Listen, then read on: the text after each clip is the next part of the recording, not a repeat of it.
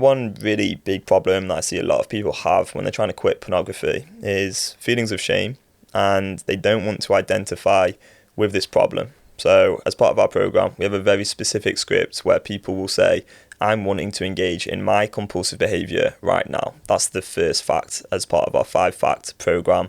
And we had a guy this week who was asking, why do I have to say my compulsive behaviour? Can't I say the compulsive behaviour or a compulsive behaviour?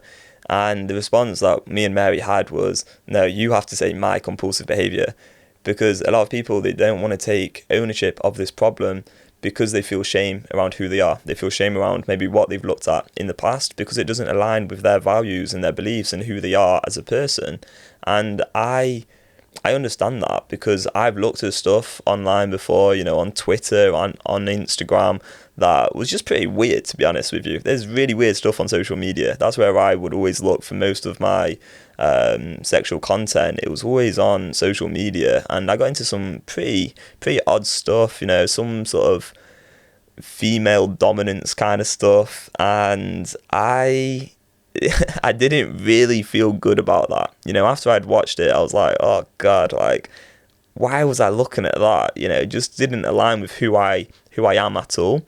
But this is what happens when you're in addiction. Something called the tolerance cycle takes place. You just want to get more and more dopamine. And so the stuff that you looked at in the past isn't going to do the job for you anymore. So you end up seeking out more and more novel content. And that's just addiction. So I went back to this guy who was asking about my compulsive behaviour, and we were like, look, it's not really who you are. Like, looking at porn's nothing to do with who you intrinsically, inherently are. What's going on is your addicted mind is wanting bigger hits of dopamine.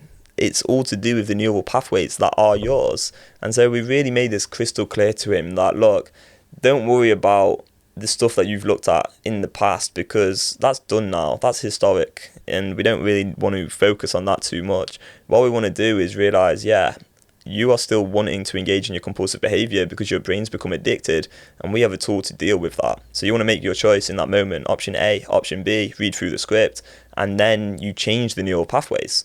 So if he was to just say like a compulsive behavior or the compulsive behavior, in my opinion, he's not actually going to be taking full ownership for the fact that his neural pathways, his brain has changed and it is addicted at this point, but it doesn't have to be like that forever. So these changes in the brain are temporary if you do the right things to rewire the brain again. And this is due to neuroplasticity, which is an absolute blessing. So if anyone watching this, I just want to make it really, really clear that, look, if you're going through a porn addiction right now, it doesn't mean there's anything wrong with who you are or what you've done in the past. I mean, there may be something wrong with what you've looked at in the past, don't get me wrong, but it doesn't define you.